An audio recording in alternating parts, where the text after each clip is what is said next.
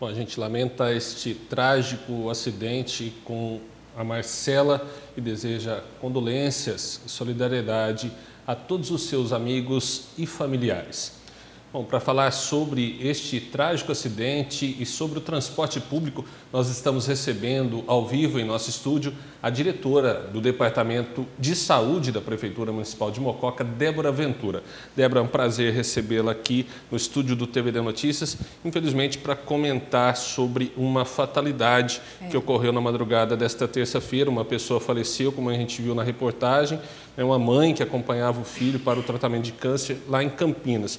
Você, na condição de diretora de saúde, já tomou conhecimento de todos os fatos? Boa noite, prazer recebê-la. Boa noite a todos. Infelizmente, ocorreu uma fatalidade. Fiquei sabendo da notícia logo cedo, hoje, no dia 15, né, terça-feira, e imediatamente a gente foi para o local do acidente. E fizemos o acompanhamento de todos os pacientes, que alguns foram para o pronto-socorro municipal de Aguaí e alguns para o PPA de Casa Branca. Graças a Deus todos receberam alta, passam bem e já vieram embora.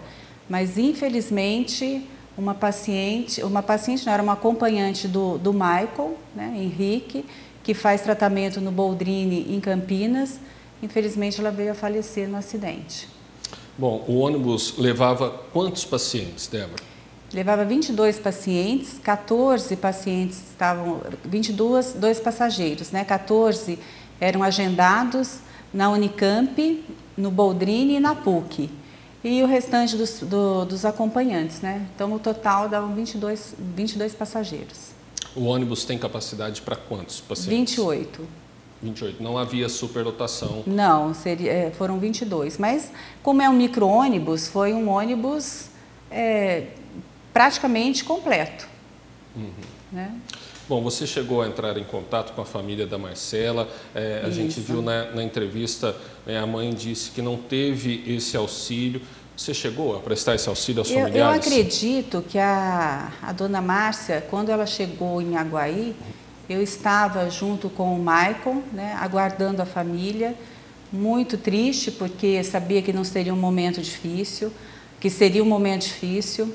Aqui em Mococa não foi assim adiantado em relação ao falecimento, porque eu sei que seria uma viagem muito mais difícil até ela chegar em Aguaí. E quando chegou em Aguaí, a gente conversou, né? E ela ficou sabendo da notícia que, infelizmente, a filha não tinha resistido, né, ao acidente. A partir daí, a gente esperou a liberação do Michael Henrique, que estava bem, graças a Deus. Praticamente não estava conversando muito quando a avó, que ele chama de mãe, chegou. Ele começou a conversar bastante com a mãe, né, que é a avó, a dona Márcia, e seguiram para Mococa, né?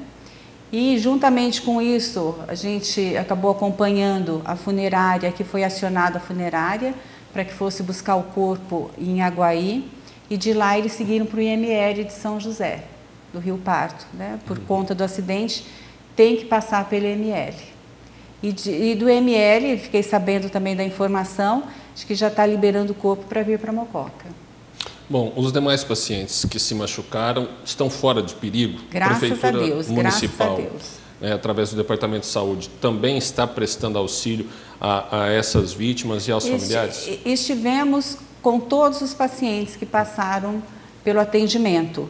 Só não consegui falar com a Amanda, né, que estava seguindo também para Campinas, porque quando nós chegamos em Casa Branca, a família tinha ido buscá-la, né? Mas o Eduardo, que estava acompanhando o filho, que é o Vitor Hugo, estavam lá na Santa Casa de Casa Branca, estavam bem, graças a Deus, e iam seguir também para Igaraí, que eles são de Igaraí, né? E o paciente também que ficou em Aguaí já tinha recebido alta também, tinha passado por exames, o médico tinha visto e tinha liberado também. Estavam só aguardando para vir embora para Mococa.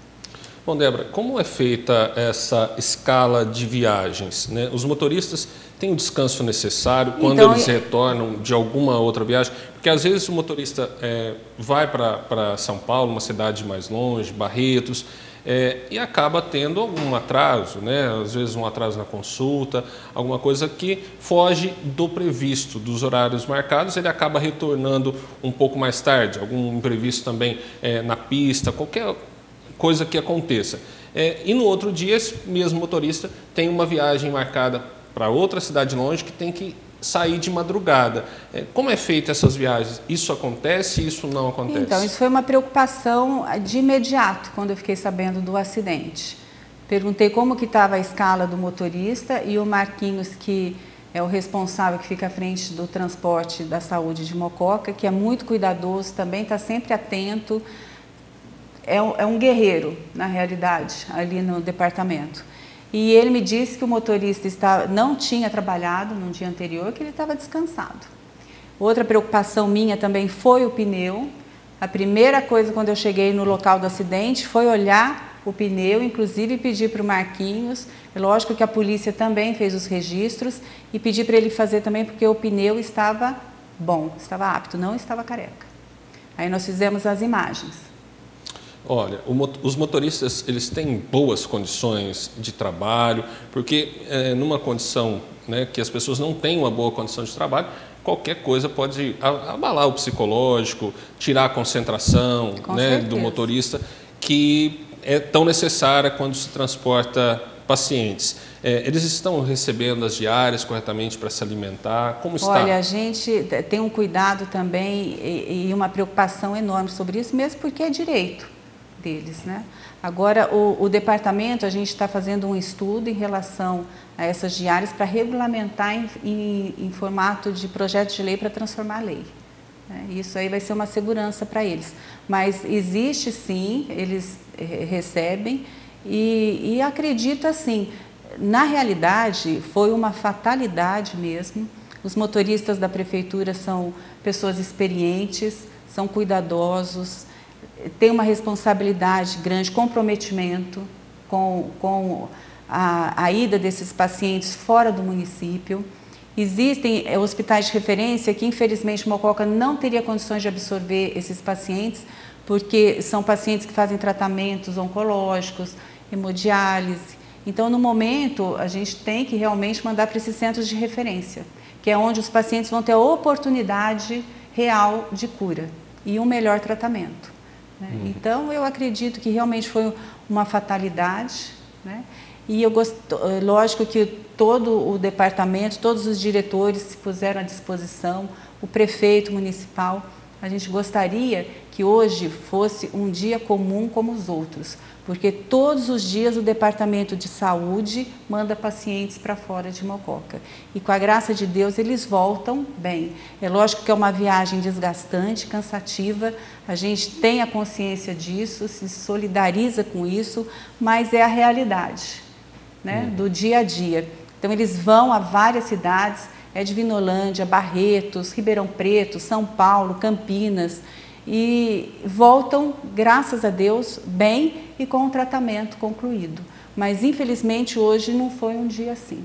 Débora, a gente acompanhou na reportagem a mãe e uma outra personagem também deu a entrevista dizendo que, às vezes, os motoristas correm demais, que fazem manobras arriscadas.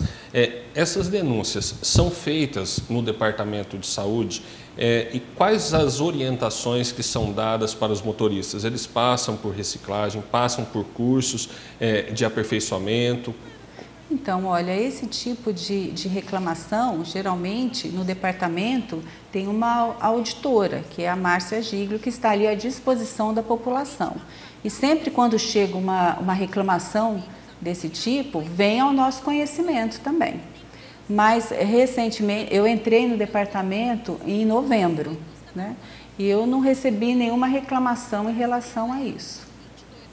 Então, eu não posso nem responder em relação a esses questionamentos da população em relação aos motoristas.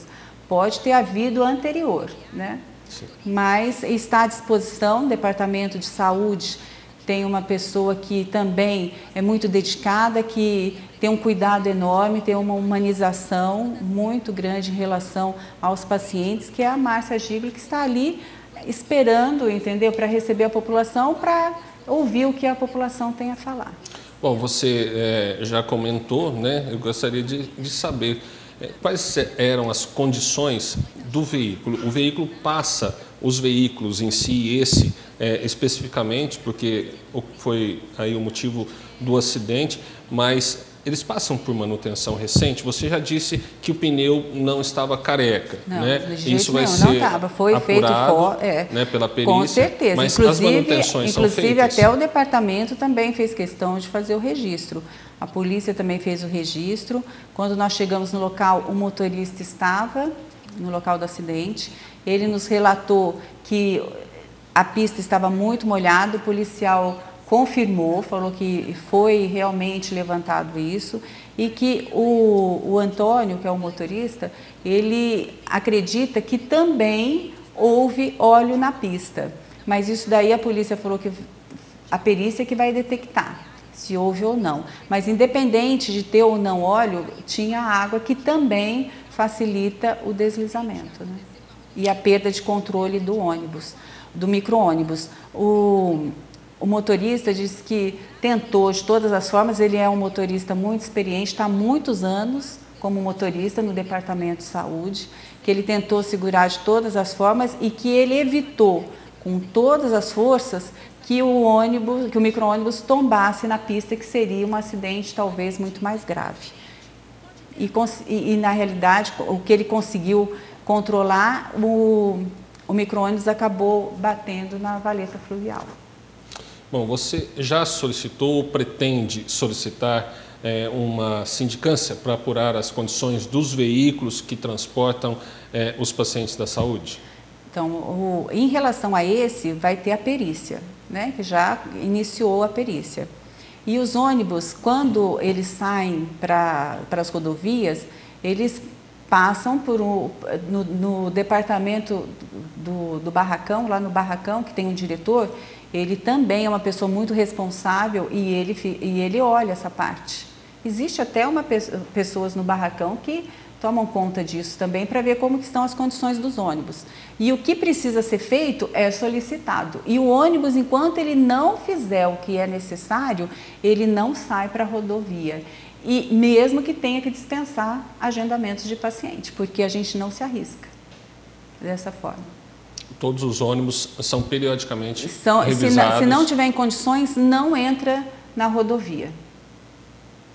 Esse ônibus ele é do ano de 2011, os pneus estavam bem, não estavam carecas, estava com manutenção em dia, então o motorista experiente, eu acredito que realmente é uma fatalidade e que a gente solidariza e lamenta muito com a família.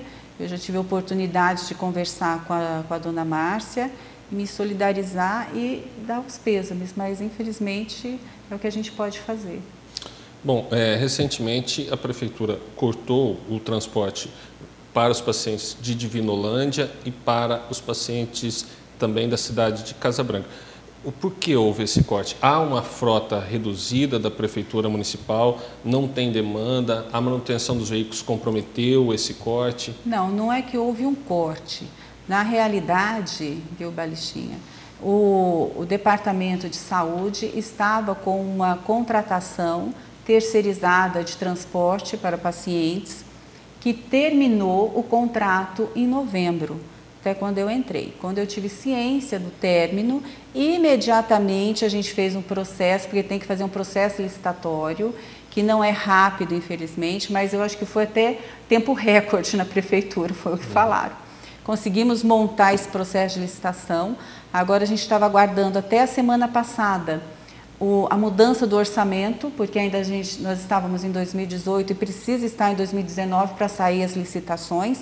Então, acredito que essa semana já sai a licitação do transporte, né, para pacientes.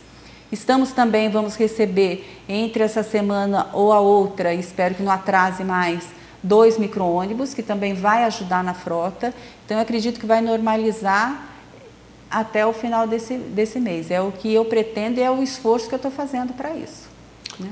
Então, na realidade, nós estamos com a frota que é o da prefeitura, dos micro-ônibus da saúde, porque não podemos, porque, assim, na realidade dizem, pede para a empresa continuar fazendo prestação de serviço, mas sem o contrato terminado. Não tem condições, porque depois a prefeitura não tem como justificar o pagamento. Então, a gente não pode incorrer nos mesmos erros que a prefeitura antigamente fazia. Então, a gente realmente está trabalhando com responsabilidade. Bom, Débora, os agendamentos para os outros pacientes permanecem normalmente ou houve alguma alteração em virtude desse acidente? Então, agora vai comprometer mais ainda a frota da prefeitura, porque esse ônibus tem seguro, vai ser arrumado, mas tem um prazo para se arrumar, né? Então, o que a gente realmente vai colocar todos os esforços é para que se resolva rapidamente o processo de licitação e que venha uma empresa para complementar a frota da prefeitura, para poder atender todos os pacientes que necessitam. Bom, Débora, eu gostaria de agradecer a sua participação aqui no estúdio do TVD Notícias. A gente, mais uma vez, se solidariza com a família da Marcela, que infelizmente veio a falecer nessa fatalidade, esse acidente que ocorreu hoje. E com certeza isso será objeto de investigação pela Polícia Rodoviária e também pelo delegado da cidade de Aguaí. E, claro, todas as informações você vai acompanhar aqui no TVD Notícias. Muito obrigado pela sua participação, Débora. Eu que agradeço a oportunidade de esclarecer e dar informações para a população. Obrigado mais uma vez.